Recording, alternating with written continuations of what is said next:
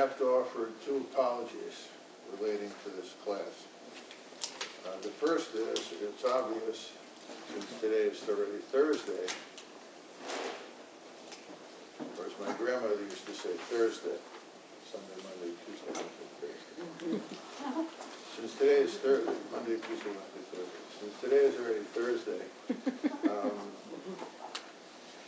we're not going to finish all the topics on the curriculum. There are 5 topics, and we just finished yesterday topic 2, dealing with the different methodologies that Heshcel uses. But I really didn't expect to finish everything, and that's why I kept taking issues from the later topics and putting them in the earlier classes this week. So if you look at the list of issues and readings for the later topics, like topic 5, which is on the nature of human beings and everything, we already discussed a lot of that stuff. Topic 4, we discussed some of the stuff, responses to the divine. We discussed some of that stuff. So it's not like we didn't cover everything, but I apologize that we didn't have the time to cover everything in depth.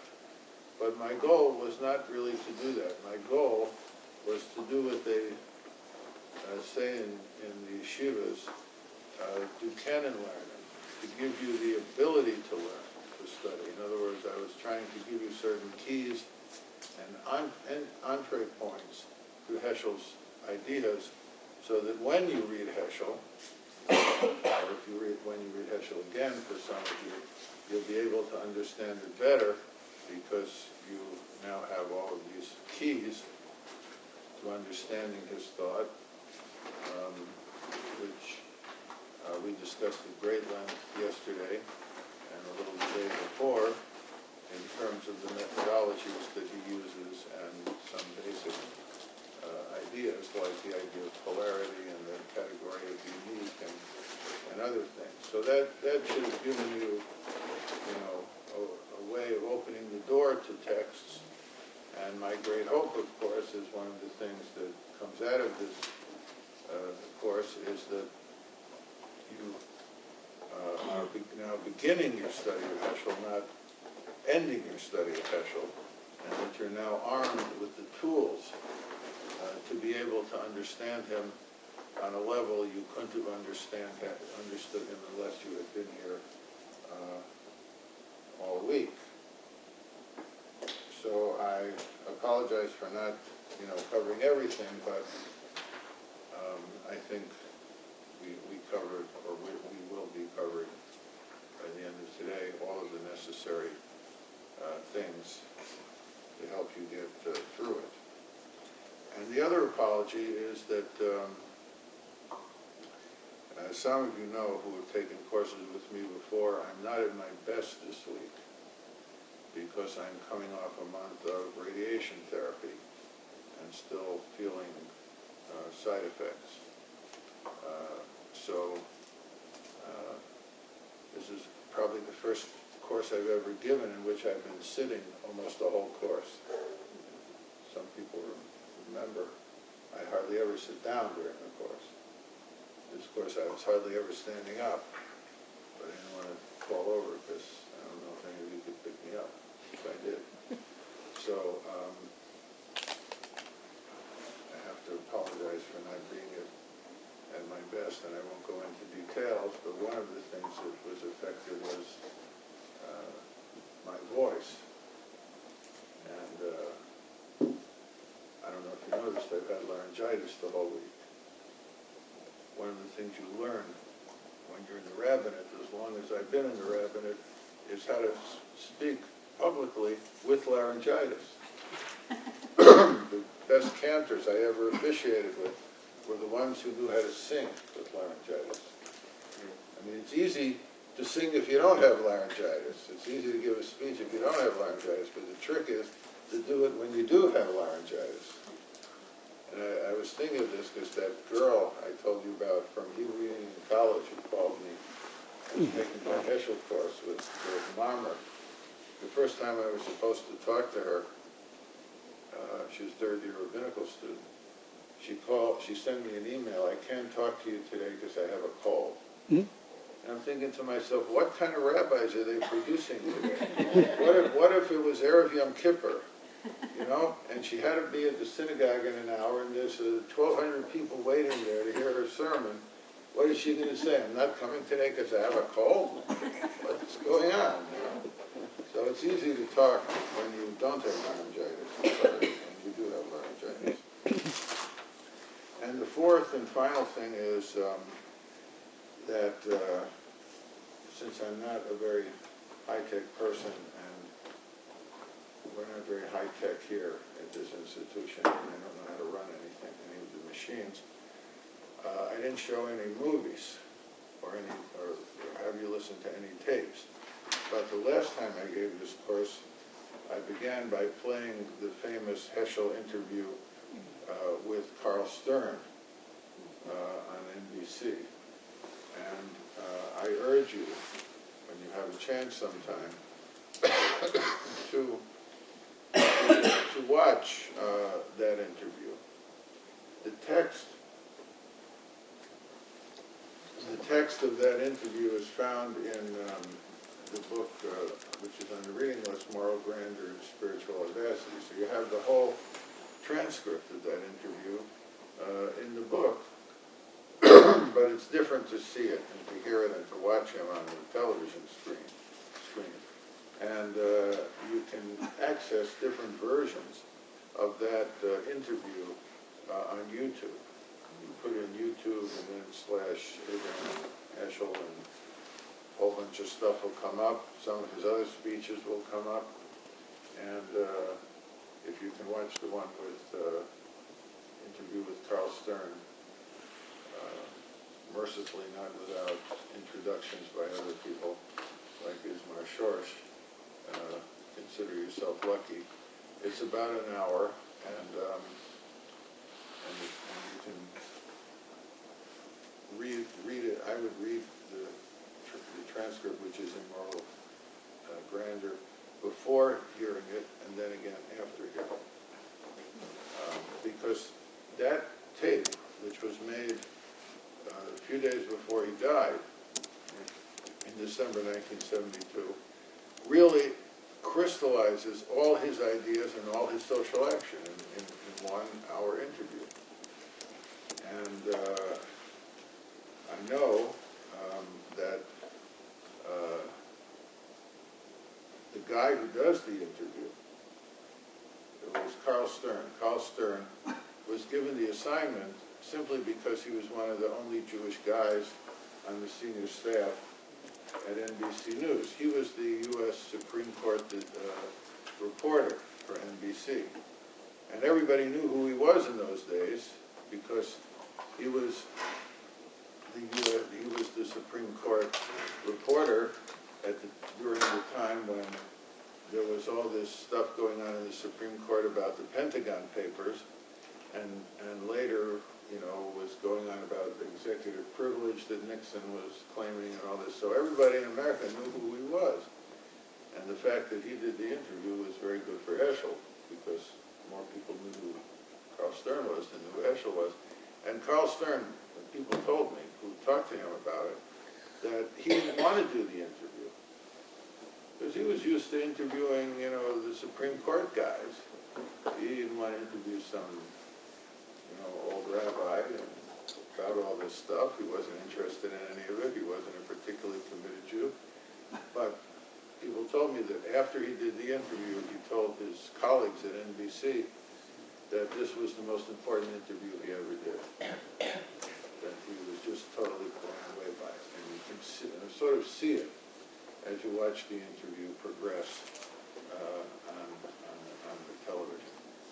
So I think if you want to get a very good, you know, feel for Heschel, you'll see his hand movements, you know, you'll see all the body language stuff, or as they say today, the optics. Because the thing that I've not produced in our discussions are the optics. You know, the way he spoke, the tone of his voice, the accent, the way he moved his hands, eyes, you know, what they used leontine mane. He had white hair.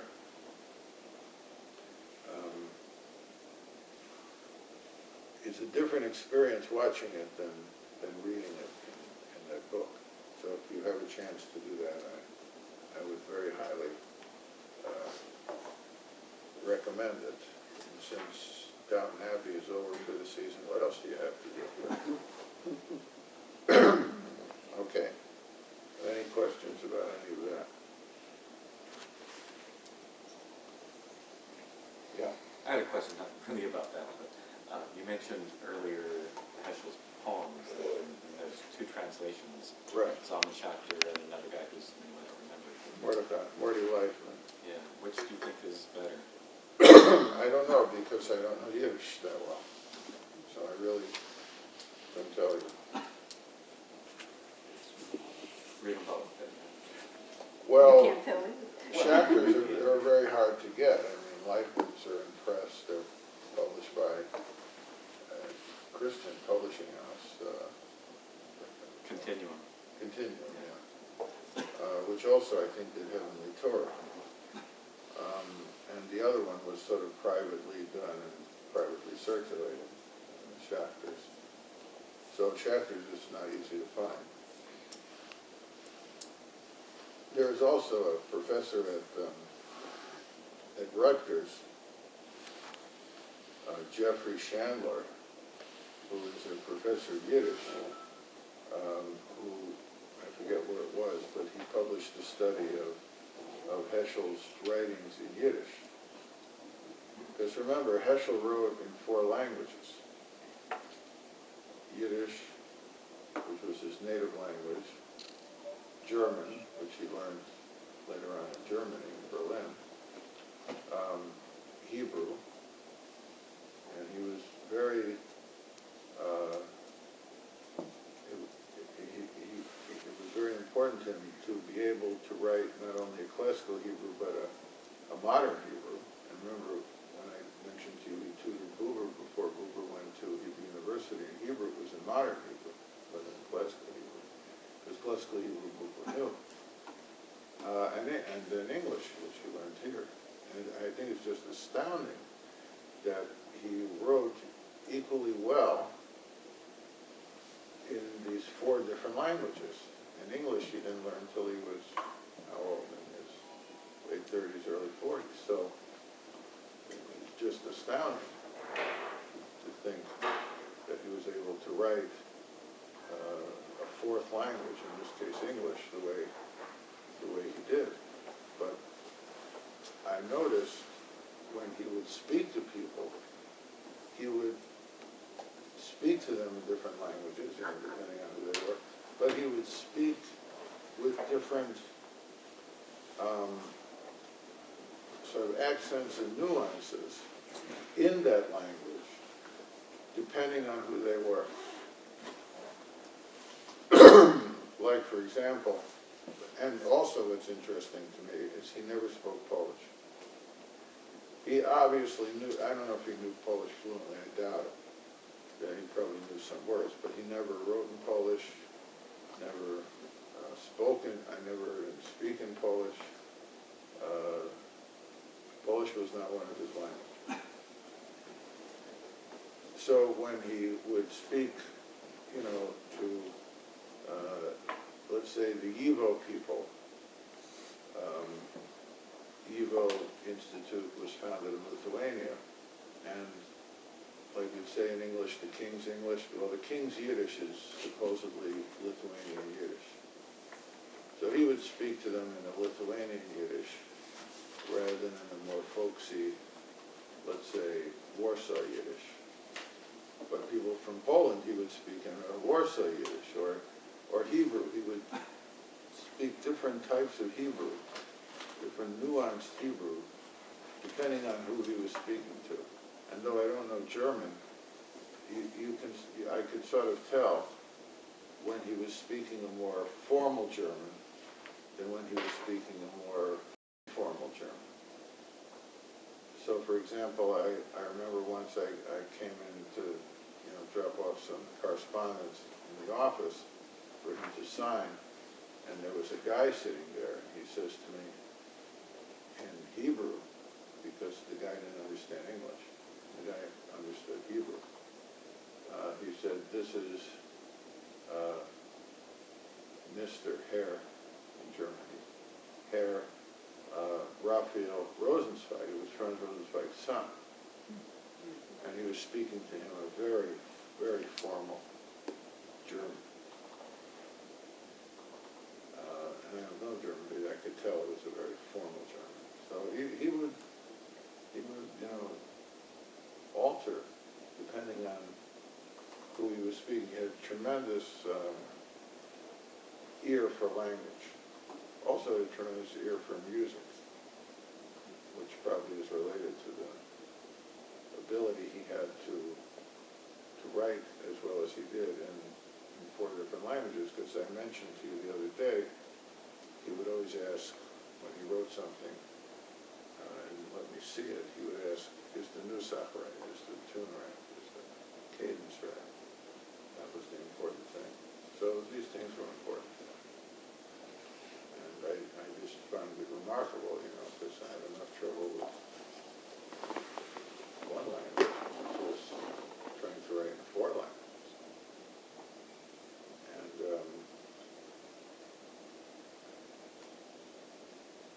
And it's interesting that his first book, which was the book of Yiddish poems, and his last book,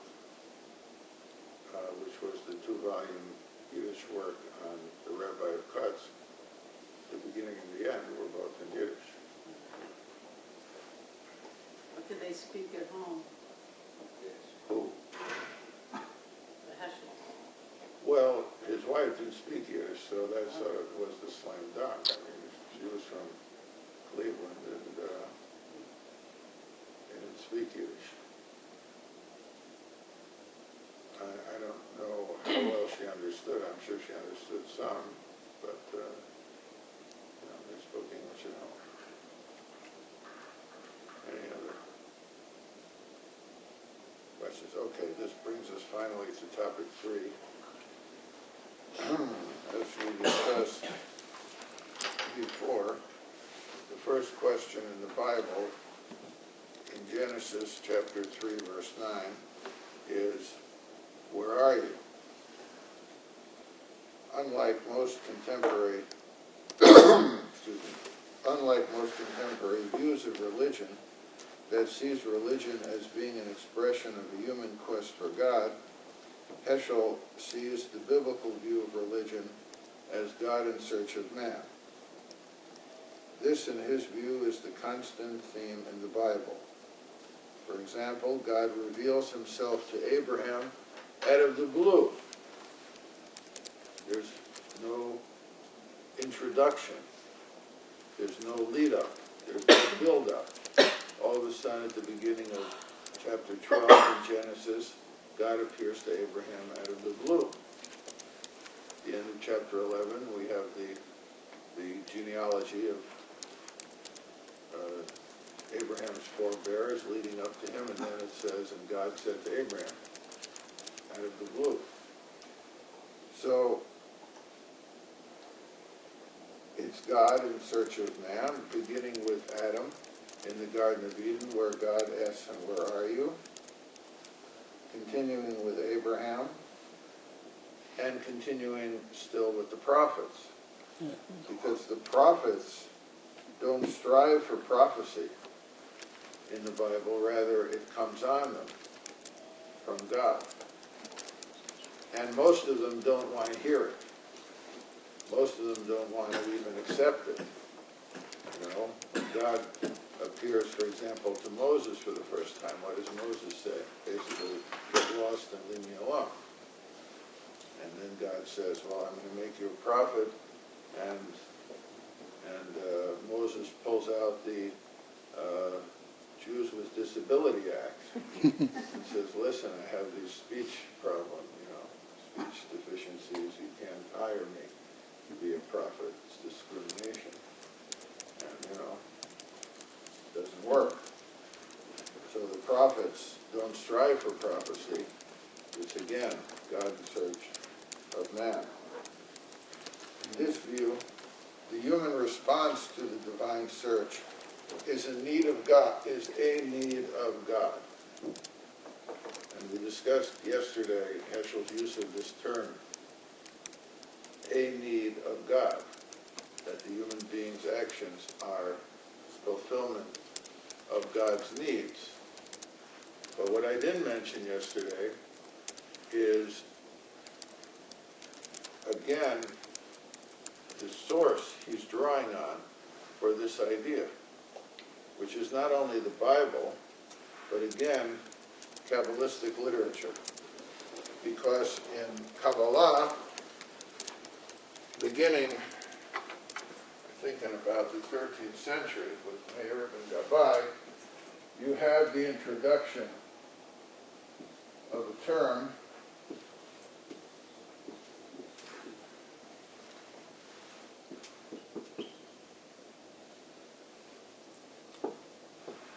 Zorach Gavoa, the need of the one who's on high.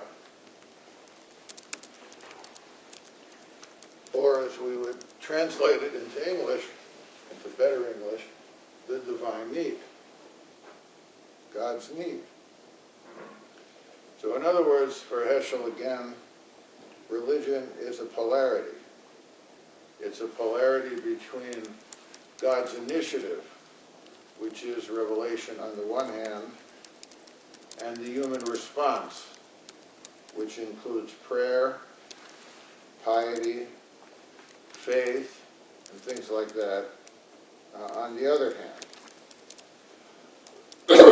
In this approach, you also see Heschel's polemic, not only against the attempt to psychologize religion, that sees religion primarily as a quest to fulfill a human need, but also a polemic against the sociological view of religion that sees religion as primarily a social institution. And it's also, as I mentioned earlier in the week, a polemic against Buber, because for Buber, religion begins with the I, and then moves to the Tao, the other person, and then eventually moves to the eternal Tao, which is God. Whereas for Heschel, religion begins with the I, except the I is God. And the Tao is the human being. So again, it's God in search of the human being. In Heschel's view, revelation and prophecy is the primary way in which God in search of man is articulated. Therefore, as I mentioned to you on Sunday, revelation is the central problem, the central idea that Heschel deals with throughout all of his works. Like God in search of man, which is simply another way of saying revelation. And in his scholarly works, like the 3-volume Hebrew work on rabbinic theology, Torah Min HaShamayim is rabbinic Hebrew for revelation. And, as we'll see in a few minutes, the theme of revelation and prophecy is also key to many of his other works, including a number of little-known essays. In dealing with the phenomenology of revelation, Heschel examines how those who experienced it, namely the prophets, thought about it and talked about it. And that's the subject of his book on the prophets. In the prophets, he does a phenomenological analysis of the consciousness of the prophet, who is the person who experienced the revelatory experience.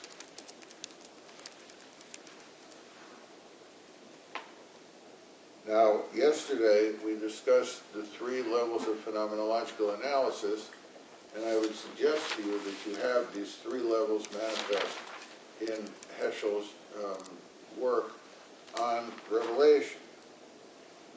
In other words, words, you have the pre-reflective level, if you remember from yesterday, which is the first level.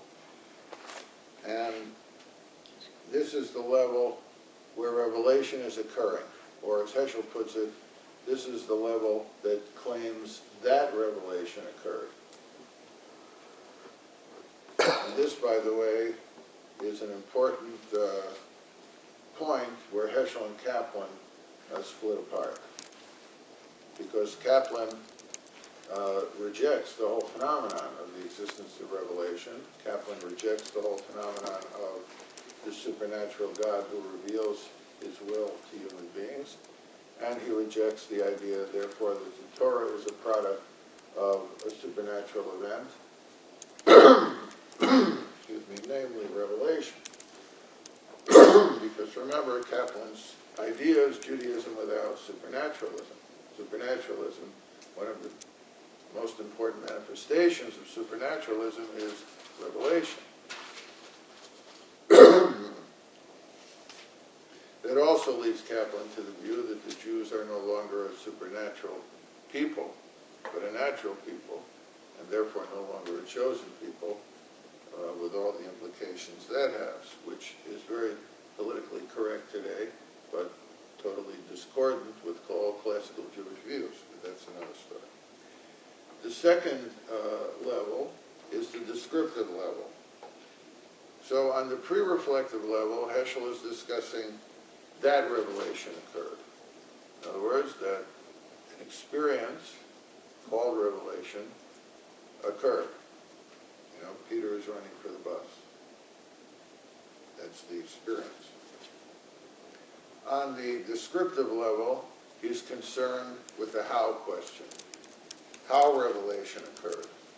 And to do that, beginning in his book, The Prophets, he focuses on attempting to describe the consciousness of the prophet.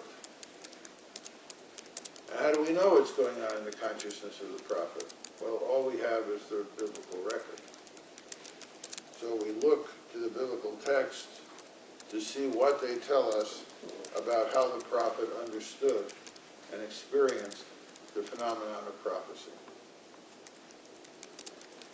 Now, one element of this we already discussed, namely, the Hebrew prophet, generally speaking, did not want to accept the phenomenon of prophecy, rebelled against the phenomenon of prophecy, rebelled against being chosen a prophet. And then you have, on the third level, the reflective level, the implications for Jewish faith and practice of revelation and of the content of revelation, which is the Torah.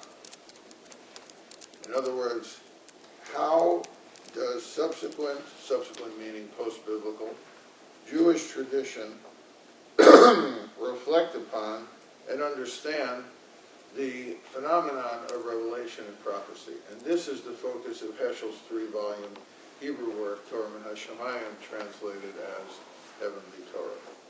Because that deals with how Rabbinic Judaism and medieval Judaism understood the phenomenon of prophecy. So you see throughout all of Heschel's work, there is a focus. The main focus of interest is on prophecy and revelation. The Prophets, his first book, God in Search of Man, Torah and Hashemayim, and as we'll see, certain Hebrew essays he wrote along the way, one of which I already mentioned, and that is the essay on Maimonides in Hebrew, Did Maimonides Aspire for Prophecy? So I think it's fair to say, therefore, that revelation for Heschel is the most important theological issue and pervades all his work. Now, it's interesting, my colleague Arthur Green, who was also a close disciple of Heschel, raises an interesting question in an essay. I forgot where he wrote this essay. He says, why is it that for most Jewish thinkers, of Heschel's generation, like Heshcel, Rosenzweig, Buber, Fackenheim, and some others, why is revelation the big issue?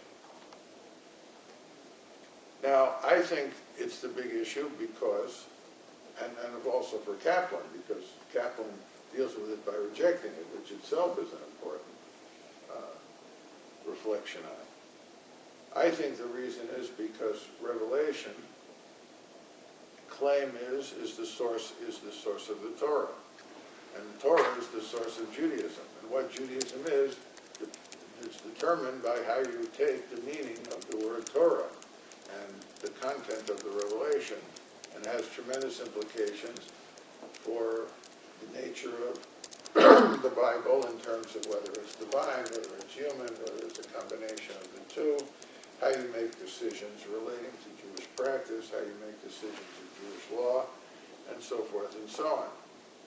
So it seems to me that's why revelation is so important.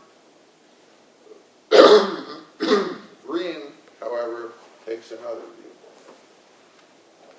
which I had never thought about until I read him. He said, in the 50s and 60s, after the tremendous advances in science and technology, with the theory of relativity and later the atomic bomb and all this stuff, religious thinkers did not want to discuss creation. In the Middle Ages, creation was the big issue. Where did it come from? How did it happen? Where is it going? What's its nature? But Green argues that in the modern period, the whole question of creation became under the purview of the scientists, particularly the physicists, astrophysicists, and because religion was considered in that time inferior to scientific, religious knowledge was considered inferior to scientific knowledge, religious thinkers didn't want to get involved in talking about something that was the big agenda item of the astrophysicists. Never occurred to me before. And that's why I find it very ironic today that you have studies coming out showing that a lot of the most current theories about astrophysics are parallel to ideas that you find in Kabbalah. Sure. And that now you have, claims by astrophysicists that there's no way to prove them. Our argument always was in the past that we have what they call hard science, which means we can prove this stuff. And then there's religion, which is soft. You can't prove anything. It's just how you feel, how you intuit. You can't prove anything. But now you talk to the most advanced astrophysicists about dark matter and dark energy and string theory, and you say, how do we know any of this exists? Well, we don't. We just think it exists. Maybe one day we'll prove it. And so now there are all these studies about Laryngitis, Kabbalah, and the Big Bang, and the dark energy, and the Sidrachar, and all this stuff. Dark matter. So maybe Green is right. I really, don't know if he's right. But now you see more and more Jewish thinkers actually dealing with issues that influence science and suggesting that maybe the scientists don't have it exactly right. But that's a whole other issue. So, as we already discussed, on the pre-reflective level, Heschel begins with the claim that revelation occurred without speculating as to its nature. But what he does claim, as we discussed yesterday when we discussed his view of the category of the unique, is that the revelation at Sinai cannot be subsumed under any other category of thought, because the revelation at Sinai is a unique event. And notice the accent on event, namely something that takes place in time, not the accent on Sinai, which means a place, and I'm not sure where it was, but rather on the event, on the verb, on the action, on the experience.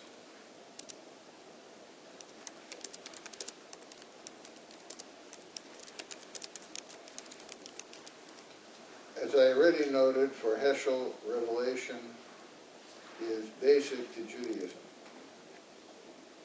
And also basic to Judaism is the idea that comes out of what is created by revelation, which is, for many, the central idea of all of Judaism, which is the idea of the covenant, or as Heshcel calls it, the partnership between the divine and the human. What does the covenant mean? It means simply that God gives the Torah to Israel. God gives the Torah to Israel. That's revelation. The Torah is the content of the revelation. The giving is the act of revelation. And Heshcel focuses not on the question of what is the essence of the human being, what is the essence of God, what is the essence of revelation.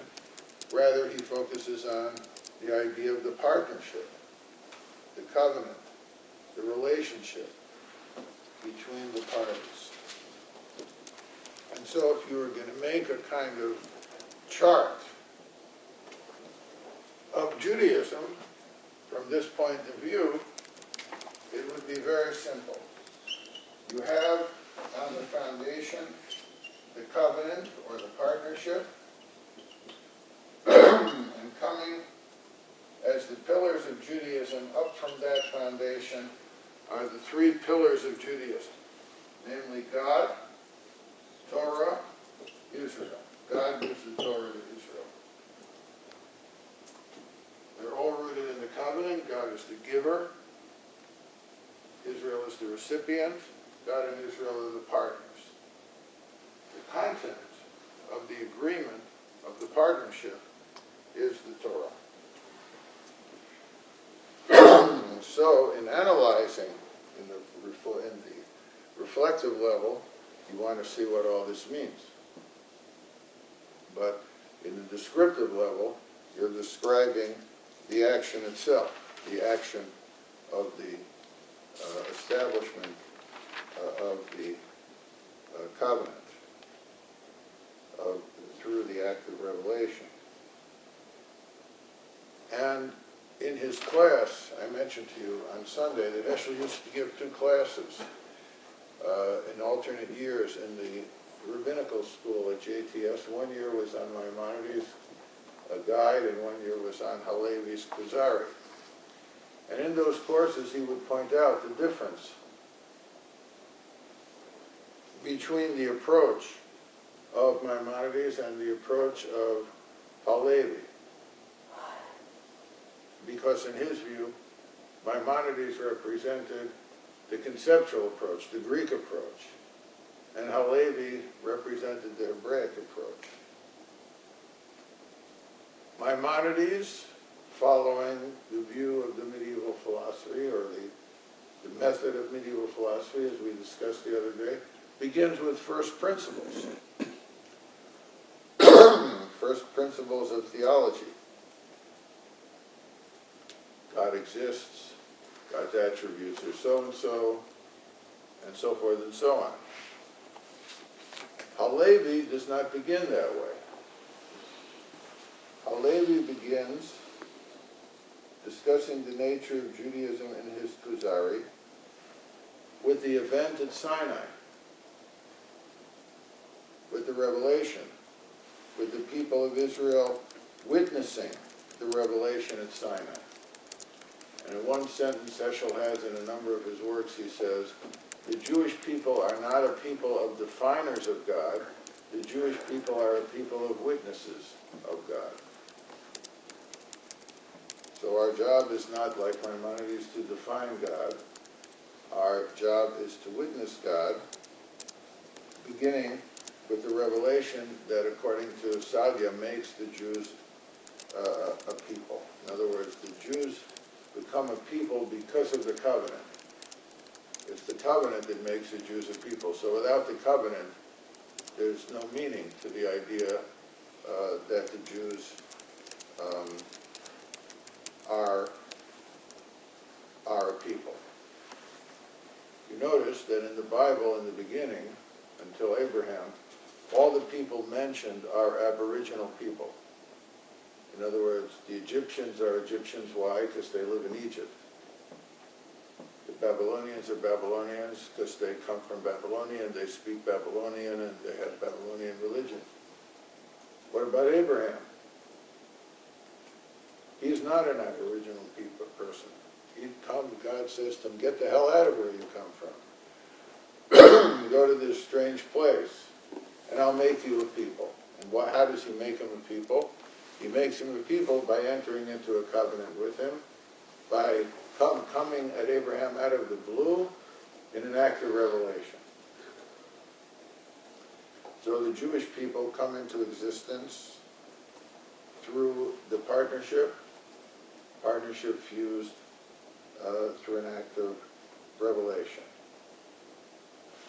And you can see this very simply and clearly, I would think, in the first blessing over the Torah that everybody learns for the bar mitzvah or bat mitzvah, except Reconstructionists, for reasons I'll mention in a minute. And what do you say when you're called up to the Torah? Asher b'charbanu mikol ha'amim, that God chose us from amongst all nations, V'natan lanu et Torah. v'natan lanu The Torah. Torah who gave us our Torah. That's revelation. And then the blessing, noten ha-Torah, God gave us the Torah. That's God in search of man. And that's why the Reconstructionists don't say it, because Kaplan rejected the idea of revelation, the idea of a supernatural God, and the idea of the Jews as a chosen people. So he changed it. What do they say? Shekarvanu la'avodatecha. That God brought us close to his worship. Because Kaplan was a person of great intellectual integrity and said it would be intellectually dishonest to pray something we didn't believe. So he changed the prayers to be in accordance with his beliefs. I have to give him a lot of credit. And he took the rap. Because in 1943, the Agudas Yisrael, Orthodox rabbinate, publicly excommunicated him in the Biltmore Hotel in Manhattan and burnt his prayer book in Haggadah because it contained, in their view, heretical ideas. And he nonetheless stuck by his guns. You'd think in the middle of the Holocaust, Jews would have something more important to do than to put, burn books and put people in bands of excommunication, but, that's the way it was. So you find throughout the liturgy, you find throughout the Bible, you find throughout the classical sources this idea that the revelation at Sinai is the key event. And if you look in the Kuzari, which is the story about this king who's shopping for a faith, and he brings a philosopher, and he brings a Christian, and he brings a Muslim. All of them start with what we call in philosophy first principles, or dogmas, or catechism. These are our propositional faith claims. And then he brings the rabbi. And the rabbi says, God gave us the Torah at Mount Sinai, and our faith is not based on the assent to propositional statements. Our faith is based on the memory of events that our ancestors experienced. And at the root of all of those events is the revelation at Sinai. Interestingly, Halevi does not talk in the Kuzari here about the Exodus from Egypt, which is what's talked about in all the all the prayers, like the Kiddush, Zecher Tziyat Mitzrayim. Talks rather about the revelation at Sinai.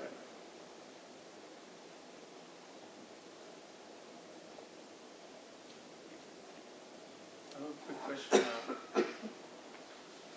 Dr. Sherwin. Wait, let me just mention one other idea before I forget. And that is, and I don't want to get into this in detail, but just to put it on the table, that goes back to what I mentioned a minute ago about Green. Some have claimed that the reason modern Jewish thinkers have focused so much on the idea of revelation rather than creation is because they consider creation an act of revelation. That creation reveals to you that there is a creator.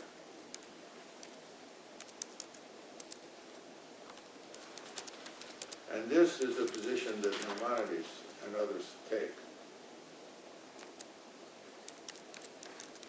And interestingly, they take it as the justification for studying science. That through science, study of science, you come to, as Maimonides puts it, appreciate the wisdom that is embedded in the creation. And therefore the study of science is an entree to belief in God, because it leads you to see the wisdom that is embedded in the creation. All right, Mr. Gonzalez. So, in the internet, they're saying that Kaplan was a naturalist, and that in some instances it sounded like he was almost atheistic, and in others that he was theistic, but in a very broad way. So, do you feel he believed in God, or kind of in a roundabout way? I would prefer not to get into it, because if I want, I could give a course in Kaplan. Despite the fact that I don't agree with him on very much, I do have a tremendous reverence for Kaplan. I know his works extremely well. I'm not sure how many people are interested in him anymore. Even the Reconstructionists, a lot of them don't read him anymore or have an idea of what he said. Kaplan was sensitive to this problem. And his response, which, believe me, I've tried to understand and haven't succeeded, is that he used to say he's not a naturalist. And he's not a supernaturalist. He's what he called a transnaturalist. And I have no clue what that means. Kaplan liked to, you make up terms, but never would tell anybody what it meant. Or at least in any way anybody could, articulate clearly. Like he wrote a book, Judaism, the Religion of Ethical Nationhood. I have no clue what that means. And when he said he was a transnaturalist, I'm not sure what that is. The big question,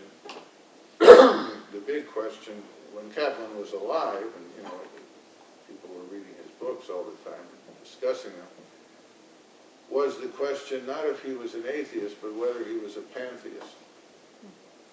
Because when you read him, it seems in many phrases that he has, that he talks about God as a force for good, or a redemptive force, or what he calls in some places the power that makes for salvation, and in a few places the process that makes for salvation in the universe. So it seems that God is, somehow nature, or the good forces in nature, or something like this. And people were always asking, is he really following Spinoza here? And is he really a pantheist? I don't think he was a pantheist. Just like I don't think he was a naturalist. But he certainly wasn't a supernaturalist. He wouldn't have spent his whole career denouncing supernaturalism if he was. But it's clear he was something in the middle, and I'm not really sure what it was. So I really can't answer your question, but I don't think anybody else can either. Yeah. Going back to your statement about modern Jewish thinkers focusing on revelation instead of creation, is it possible that Sinai is really our creation, is our creation myth, whereas the creation story in the Bible is much more of the Christians rely on much more. They need Eden and the sin more than we do. So our thinkers are thinking a Sinai which we need maybe more than they do. Could that be what's going on? Or I don't think so. I don't like the word myth when you're referring to it. Story? Because it's a Jungian idea. okay. I don't know what Christians need. I don't really care, but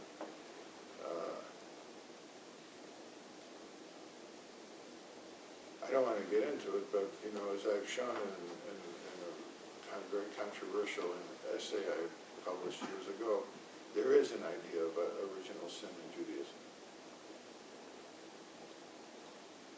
So we may need it too. Is there another hand here somewhere? All right. Now let me mention in passing, I don't want to get into any technical details here, I want to focus for a minute on Hescel's book on the prophets, both the early German version and the later 1962 English version. Have any of you read his book on the prophets? If you've read it or even looked at it, you notice that most of the prophets are missing. For example, what's called the Nevi'im Rishonim, former prophets are missing, like Elijah, Elisha. The greatest of all the Jewish prophets, namely Moses, missing. Then you have what's called the literary or the classical prophets.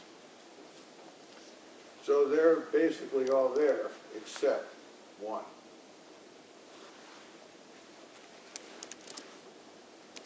And the big one that's missing, there's the minor prophets. They're not minor in stature. They're minor because they're called minor because their books are short, like Joel, Amos, Obadiah, Jonah, those guys. And then there are the major prophets, and there are three of them. Three are Isaiah, Jeremiah, and pardon me? Ezekiel. And Ezekiel. Ezekiel is missing from Hescel's prophets. Now, in I don't remember when it was, I wasn't here then, I think 60, we started our predecessor institution, the Chicago College of Jewish Studies, a lecture series called the Solomon Golden Lectures. In those days it was called the Perspectives in Jewish Learning series. And the very first lecture in that series was given by the great biblical scholar Moshe Greenberg. And the subject, and that was published by this institution in the first volume of Perspectives in Jewish Learning, so it's in the library. And Greenberg's, the first speech was by Moshe Greenberg, and it was about why Heshcel didn't discuss, it must have been 62, because that was the year the prophets came out in English, why Heshcel didn't discuss Ezekiel in his book on the prophets. And to make a long story short, Greenberg's argument is because Ezekiel didn't fit his paradigm. Because Ezekiel, Greenberg argued, was a transitional figure between the classical prophecy that Heshcel does discuss in his book, The Prophets, and what is later called apocalyptic thought. Ezekiel is like torn between the prophetic and the mystical. And you know that Ezekiel's vision of God, the chariot and all that, the Merkavah, becomes the basis for Jewish mysticism for the next, 1,000 years, whatever it is. So Ezekiel, he says, Greenberg says, is a transitional figure between the prophetic tradition and the apocalyptic tradition and the mystical tradition and so forth. So that's why he's not in the prophets. But there are other prophets who also don't fit the paradigm, like Elijah, Elisha, and Moses.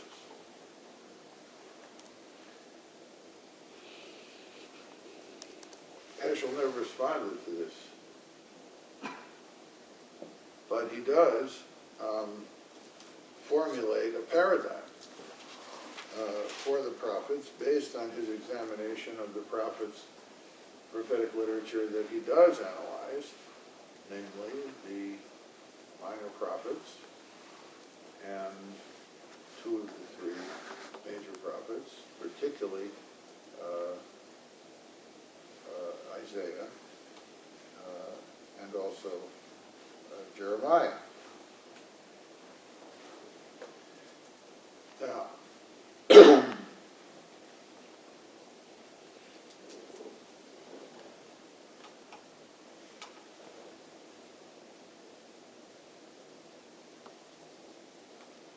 in his analysis of prophetic literature,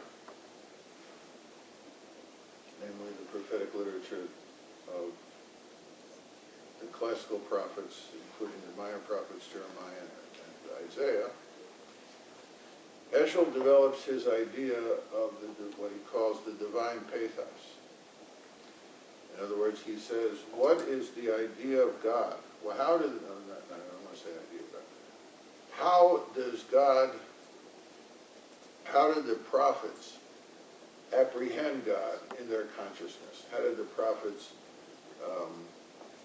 apprehend God in this encounter with God called revelation? Who is the God they're encountering? And he says you can see the answer to that simply by reading the text. God is emotionally concerned, emotionally involved with the plight of the people, particularly oppressed people, particularly the Jewish people, particularly the poor amongst the Jewish people, particularly the disenfranchised amongst the Jewish people in Jerusalem. So God is a God of pathos in the writings of the prophets. And who is the prophet? The prophet, he says, is the person who is sympathetic to the divine pathos. The prophet is the person who has sympathy, empathy, with God's pathos toward the human condition. Got it? All right, now here's why it's all important besides it helps you understand where Heschel's coming from. This is all important because remember the other day when we discussed Maimonides' view of prophecy, that Maimonides wanted to be a prophet. And somebody said, is Maimonides' view of prophecy expressive of the authentic idea of prophecy in Jewish tradition? No. And I said, no. It's expressive of the conceptual approach, not the Hebraic approach. And here you can see it very clearly. What's Maimonides' view of prophecy? Prophecy is the epitome of intellectual perfection. Right? We discussed this the other day. The development of the human intellect, the fourth and highest level of human development. You all remember that, I hope. And that Maimonides defines prophecy as the touching, the proximity of the human intellect to the divine intellect. which is called, in medieval Hebrew, Seichel HaPoel, the active intellect. I don't want to get into that. But it's sort of a touching between God's mind and the human mind. It's an intellectual experience. Now what does that mean for Maimonides, an intellectual experience? Because Maimonides here was obviously very influenced by Aristotle. It means an experience of the mind, which means not an emotional experience. It means an experience devoid of emotion.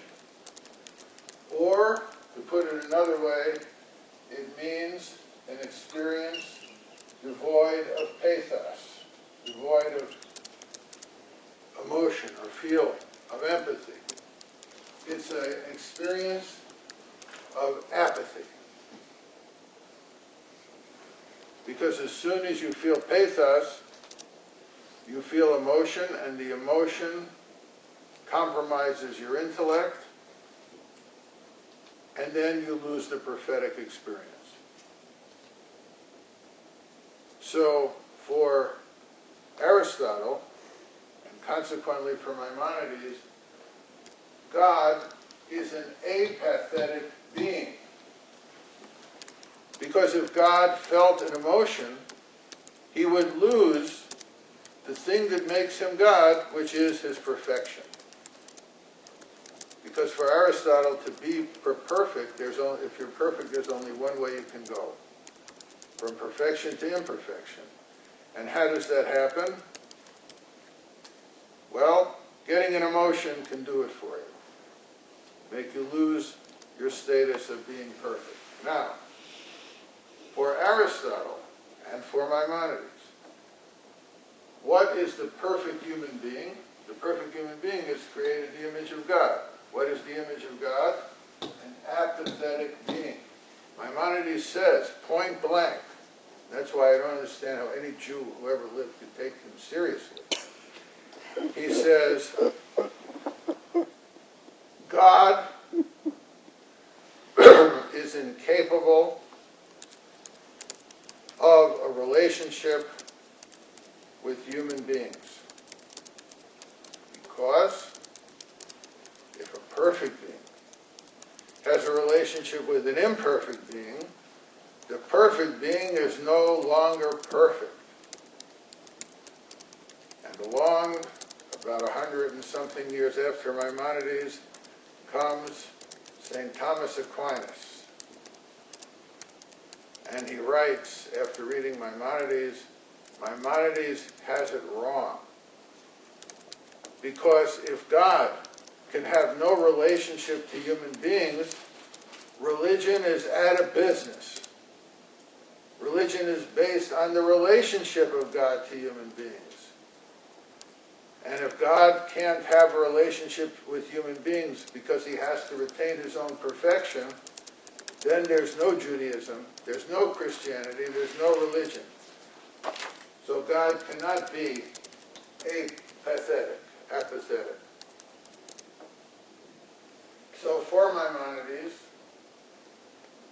God is a God devoid of pathos, devoid of emotion, pure intellect.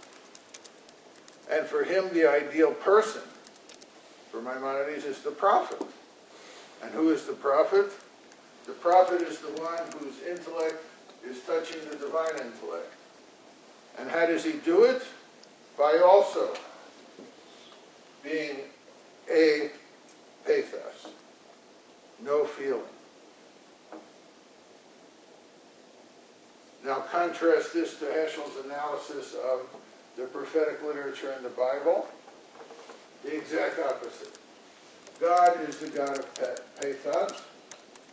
God is a God of emotion, feeling, love, anger, disappointment, the whole range. And who is the ideal human being? The prophet. And who is the prophet? The prophet is created in the image of God, being a human being. And what is characterizing the prophet? Sympathy with the divine pathos, that the prophet is has pathos for the people. How does he get that pathos? He gets it through his relationship with God, because he is sympathetic, he is empathetic to God's pathos for the people. There you have two completely different models of prophecy. One based on a conceptual Greek model, Maimonides, which is why I don't understand why Jews have always taken him so seriously, and the other one based on an analysis of the prophetic works. The implications of this, which we don't have time to unravel, but which you can imagine, the implications of this for ethics is enormous. How can you have religion develop a system of ethics if human beings should strive to remain totally apathetic to the condition of his or her fellow human beings? A little bit of a problem. Because you have an ethics based totally on detachment rather than attachment. Mr. Gonzalez? That's why I struggle with the term of, in the Orthodox community, use the term duty. It feels to me that it's very apathetic, like, or obligation in that sense, where you just do what's right because that's what you're supposed to do. As compared to coming to that understanding through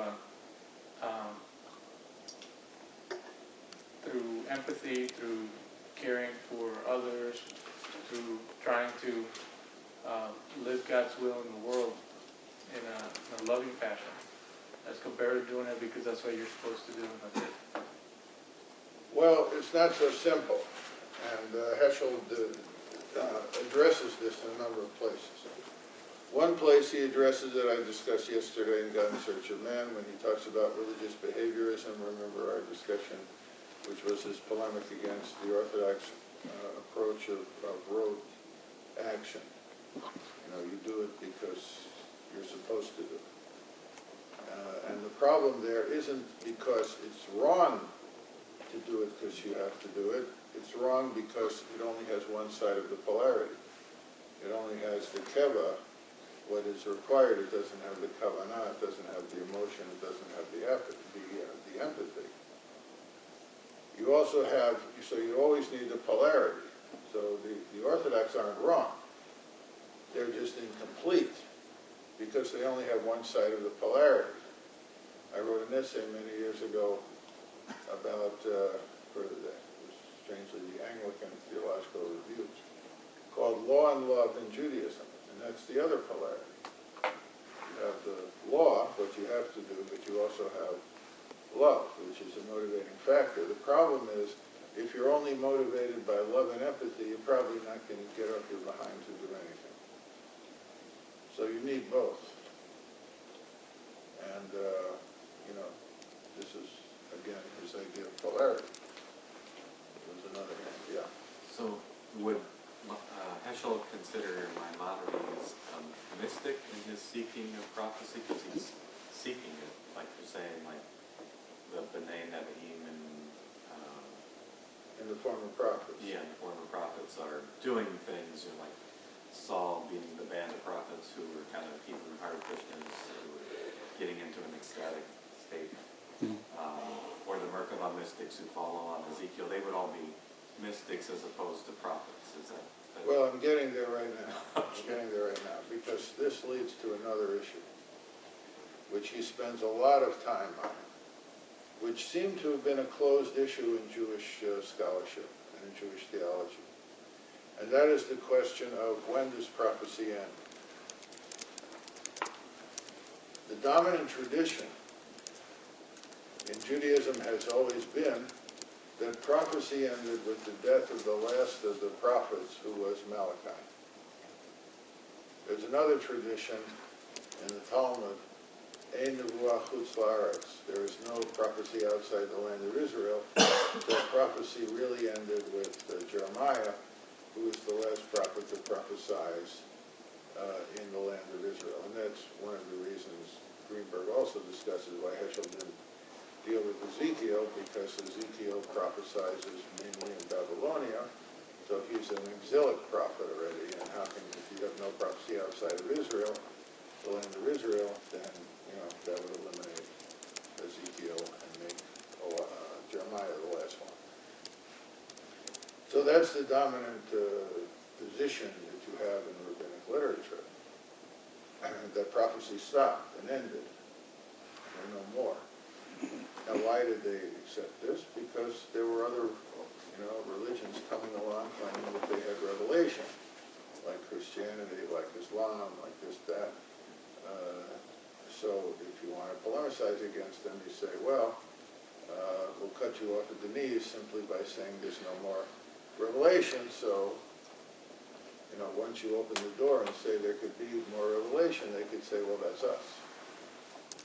And ours is better than yours, which is what you definitely don't want them to say, which is exactly what they did say, Christians and Muslims.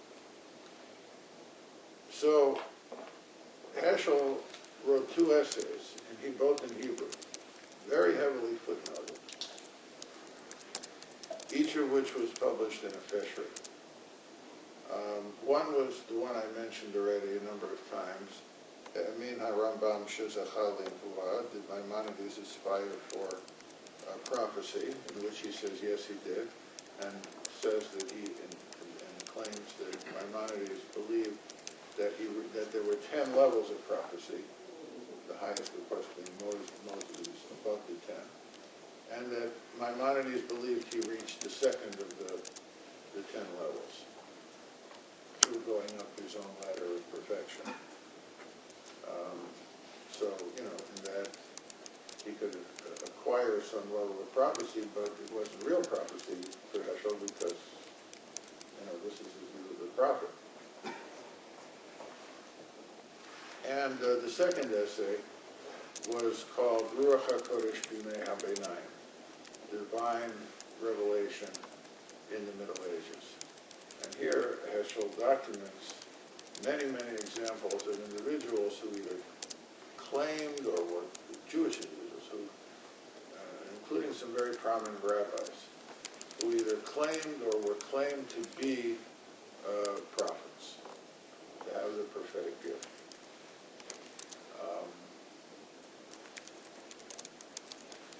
Now, again, you have to ask the question, where does he come up with this? Why is he into all this? Why is he going against, such a major trend in, or as some would say, the mainstream view? Well, why is he making such a big deal about this? Where does he get off on this? And the answer, it seems to me, is that this was the idea in Hasidism, out of which he came. That in Hasidism, they had the idea that the Hasidic master, the Rabbi, one of the things that characterized him was that he either had, simply by being part of a dynasty, or he had because of his great spiritual achievements, or he had, for whatever reason, the gift of prophetic inspiration himself. There is, for example, a statement in the Talmud many times that says, that uses the phrase, Hashchina medaberet b'toch krono shel Moshe, that the Shekhinah, God, spoke out of the throat of Moses. So when Moses was speaking, it wasn't Moses speaking, it was God speaking sort of out of Moses' voice box or whatever, out of Moses' throat. In Hasidic literature, what you find very often in talking about a Hasidic master is Hashchina medaberet b'toch krono shel ha-tzaddik, that the Shekhinah speaks out of the voice, out of the throat of the Hasidic master, ascribing to them revelation. So in Hasidic literature, this is not unusual. And the Hasidim, didn't feel threatened by it. many Jewish groups felt threatened by it because they said, well, a guy will come along, he'll say he's a prophet, and he'll change the laws of kashrut or something like this. He'll come along and he'll say, well, I had a revelation, and God says, okay, you can have clams, or something like this. So tradition was very protective, especially of the halachic tradition. Hasidim weren't terribly, they didn't expect that any Hasidic master was going to come along and put a Heshcel on the pork chops. I was once in Poland, and I had a book published there, and I ended up on national television, on the national news. Imagine publishing a book on Jewish theology in America and being on the national network. They only had 2 channels then in Poland. So almost everybody in the country saw this. The next day, I go to the Marriott Hotel, which is the most Americanized hotel there, for lunch with my publisher, my Polish publisher. He wanted to go to the Chicago room in the Marriott Hotel, which has nothing to do with Chicago. He thought it did. So we're sitting in the Marriott Hotel in Warsaw, and the waiter comes over, and the waiter comes over and he says to me, "Oh, sir, I saw you on television last night, and we have the perfect dish for you here, for lunch for you, in the Chicago room." And I said, "What is it?" And he said to me, Polish, "Kotlet po-żydowski," means pork chops, Jewish style.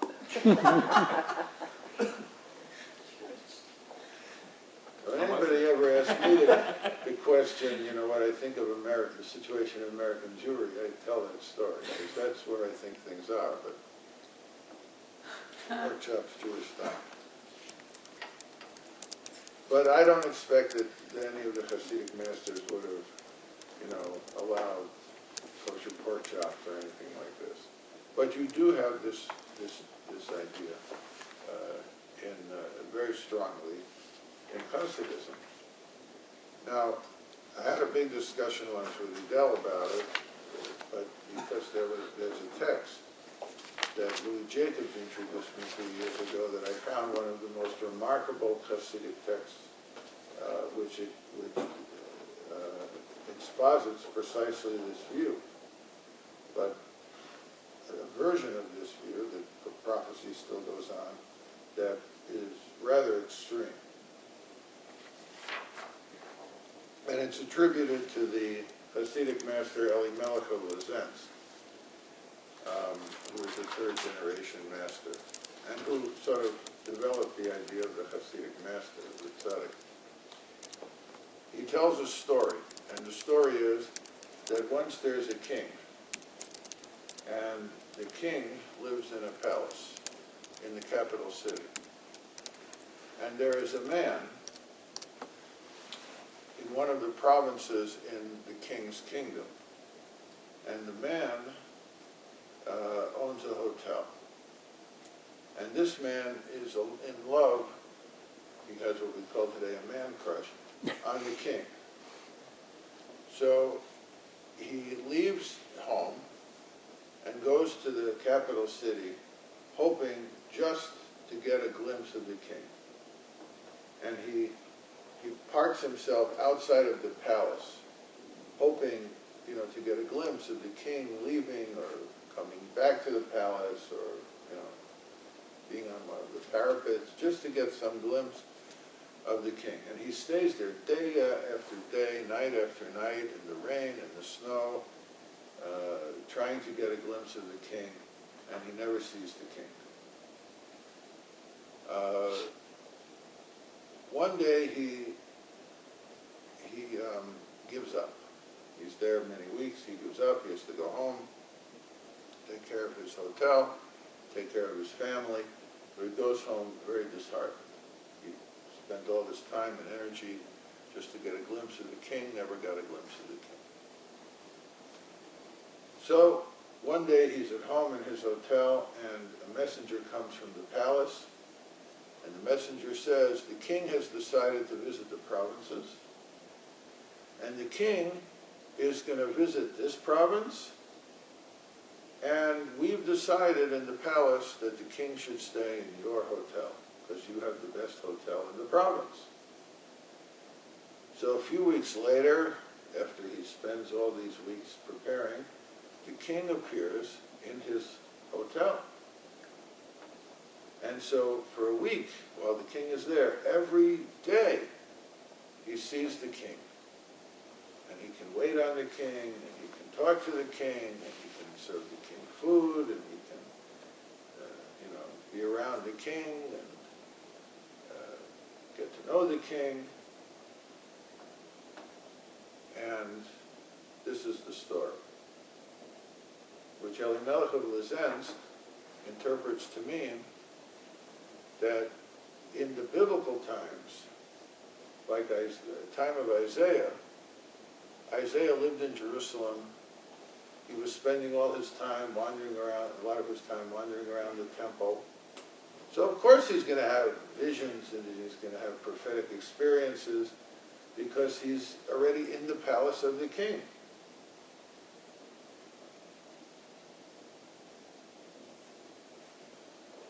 But if he were like the hotel owner and he waited outside the palace, he would never see the king.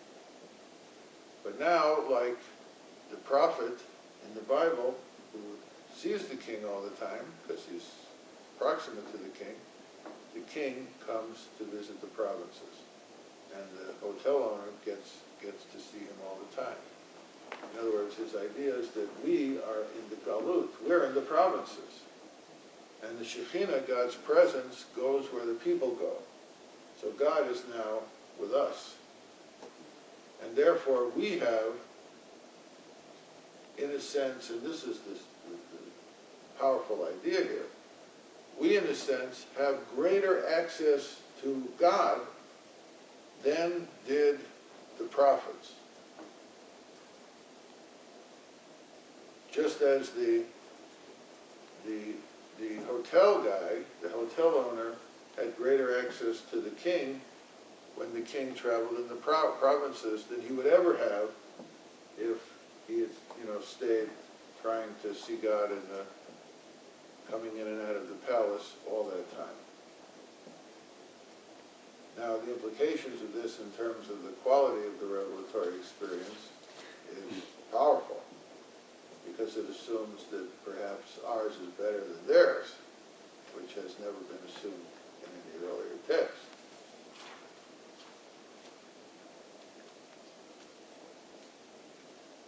So, put that in your pipe, and smoke it. Let me just mention one other idea here, and that is maybe a couple of ideas, and that is that during his life, Heshcel was called a prophet,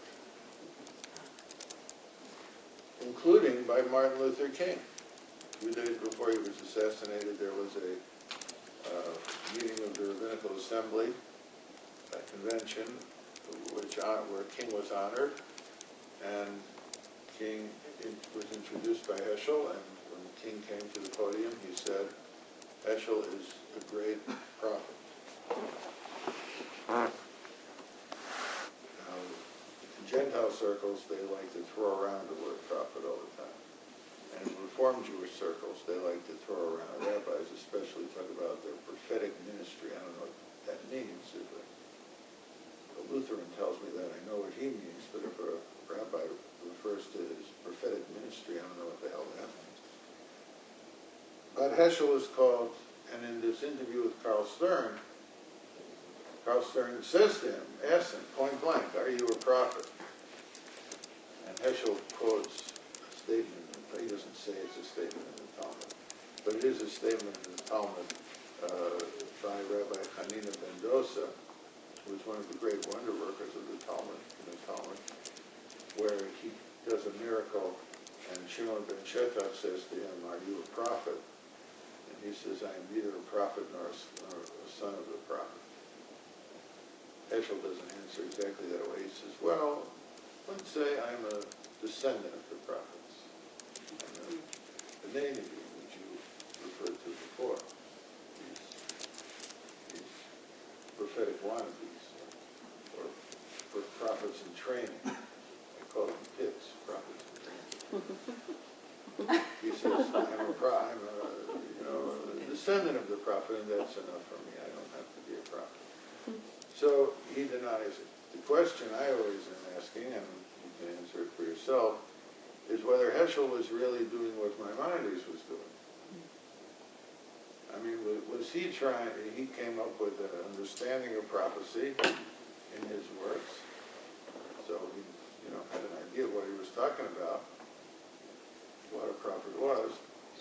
Was that his goal? And did he think he reached it? He would never admit it publicly.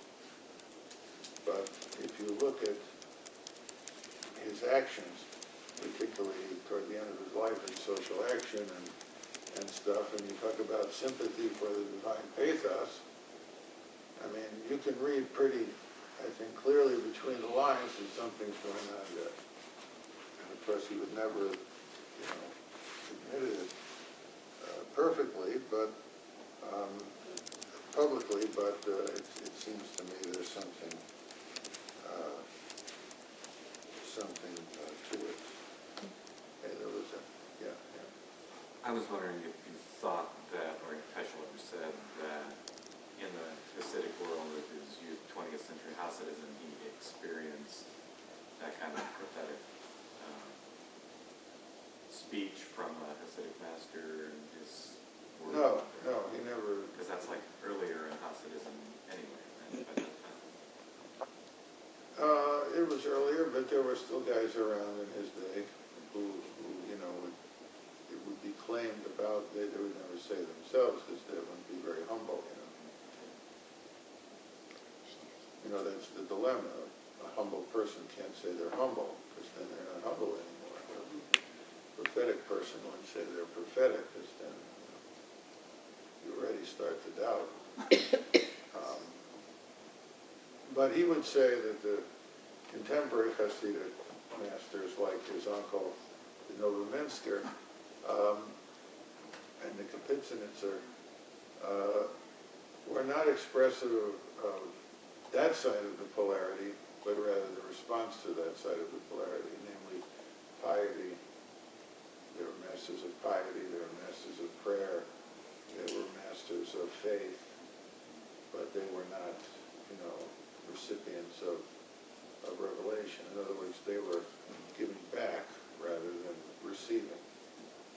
So, I mean, he does say that a lot. And again, here you have the polarity being probably the most important polarity in Jewish action, which is the polarity between prayer and study. There's a medieval proverb in Hebrew that says, when we pray, we speak to God. But when we study the Torah, God speaks to us. So in other words, for the Hasidim, study was not simply an intellectual exercise. Study of the Torah could be, wasn't necessarily would be, but could be a revelatory experience. Because when you're studying the Torah, God is because they viewed study and prayer as live experiences, not as abstract intellectual experiences. So, for example, Heschel has a vignette in his book, The Earth is the Lord's, where he talks about the Hasidim when they used to recite the morning liturgy. There's the in Hebrew called Shirat Hayam, Exodus chapter 15, the Song of the Sea, in the liturgy.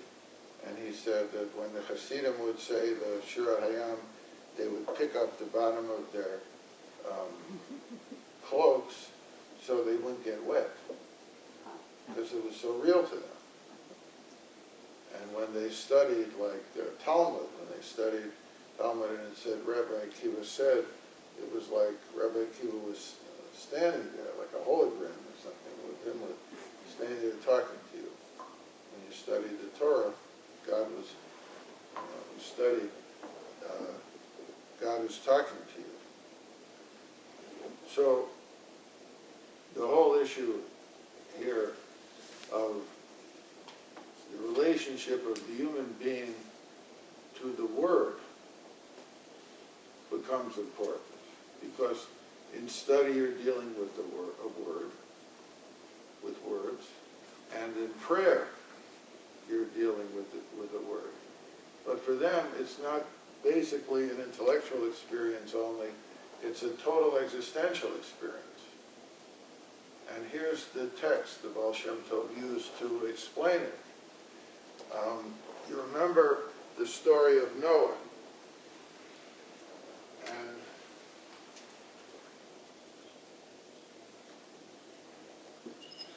in the story of Noah, it says that he should nichnas la-teva, he should enter the teva, the ark. Mm. In Hebrew, the word teva means an ark. It also means a letter. So, what do you do when you pray, the Baal Shem Tov said? You have to be like Noah. You have to enter the letter. You have to enter the Word. And what happens when you study? The Word enters you. The Torah becomes, for want of a better term, incarnate in the scholar. It enters you. It becomes part of you. And when you pray, you enter into the Word. When you study, the Word enters in you. That's why, according to one commentary, it says Shema Yisrael, because when you hear the Word of God, and something enters the ear. When you hear something, it enters inside of you. If you see something, it just reflects. It doesn't enter. But if you hear, it does enter. So this is all, again, an example of how Heschel's ideas, where he doesn't footnote them, and doesn't explain where he's getting them from, are, to people who are conversant with Kabbalistic and Hasidic literature, it's clear, you know, and I think that's part of his genius, because he was able to take these obtuse Kabbalistic and Hasidic ideas, like this Atbash business I discussed yesterday, and express them in very mellifluous, poetic, you know, like aphorisms. And he wrote a lot like aphoristic. Some scholars, reading Heschel, like Gene Barlowitz said, reading his work is like looking at a string of pearls. It's like one aphorism after another. And that's how he wrote. He used to write, you know, he'd take a piece of paper, you know, like this. He never threw out any envelopes. He would always open the envelopes to save paper. This is from growing up during the Depression. And he would write like one sentence on a sheet of paper. Every piece of paper, he had maybe 100 pieces on the desk. And then he'd take a complete piece of paper and a stapler. And he'd look, you know, how to string the pearls. And he'd staple, and that's how he wrote. You know, one sentence at a time, all this stuff, you know, spread out, each on a separate sheet, cut them, and that was it.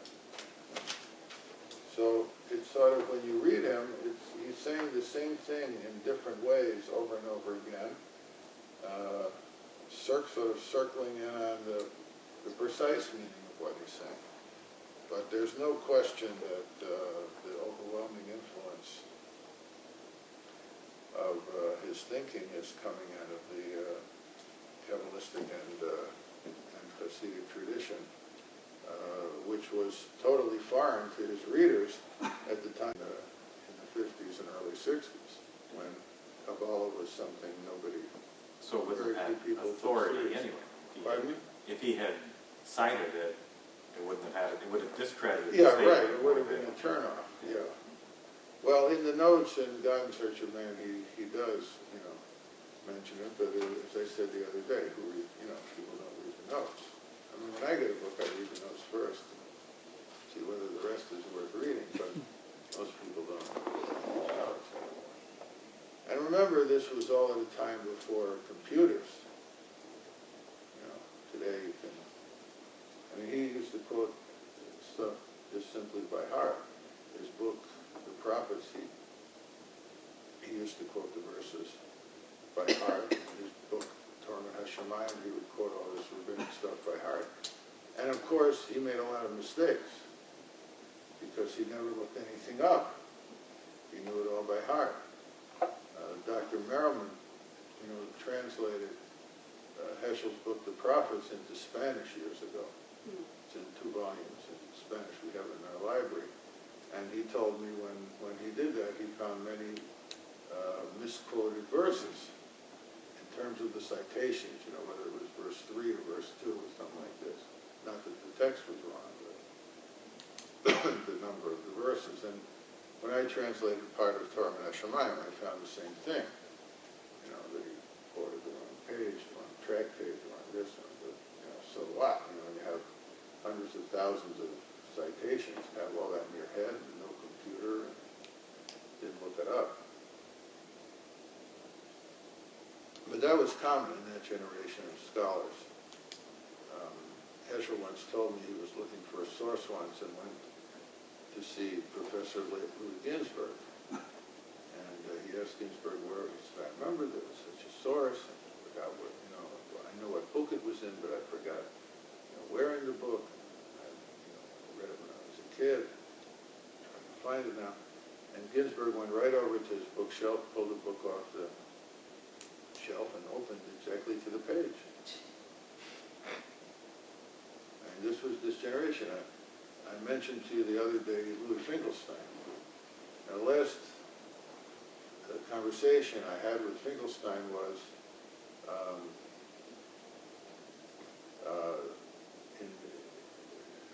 he was already by then about 95, and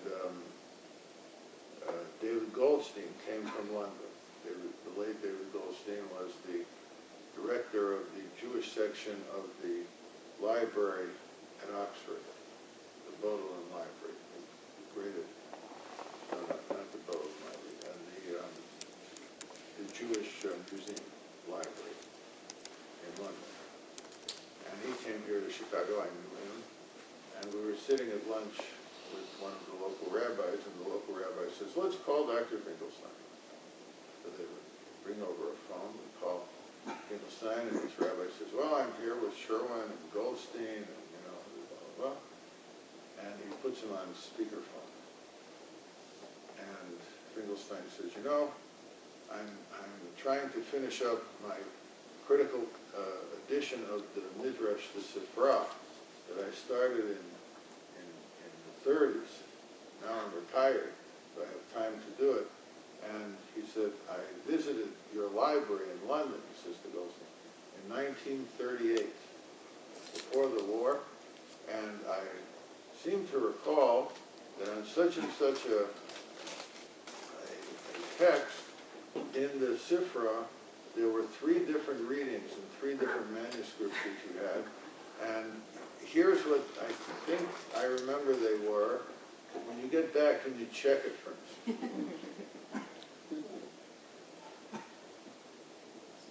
This was around 1986, he was there in 1938. So after he said to Goldstein, would you check it, when you get back? Goldstein, of course, said, yes, I will, and I'll let you know. I said to Finkelstein, so Dr. Finkelstein, how are you? Because he was already very elderly, and he used to have a minion come to his apartment because he couldn't walk anymore. And he said to me something that at the time I was very young, so I didn't pay much attention, but recently all of a sudden it has a tremendous meaning. He said, you're going to be sick better from the feet up than the head down.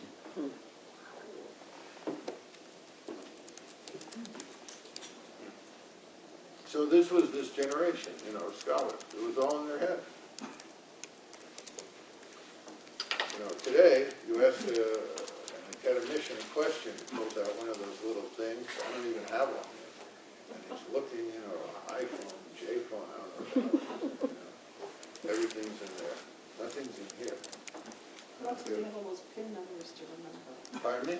It's because we have all those PIN numbers to remember. You just say, Well, I don't have to remember them since I don't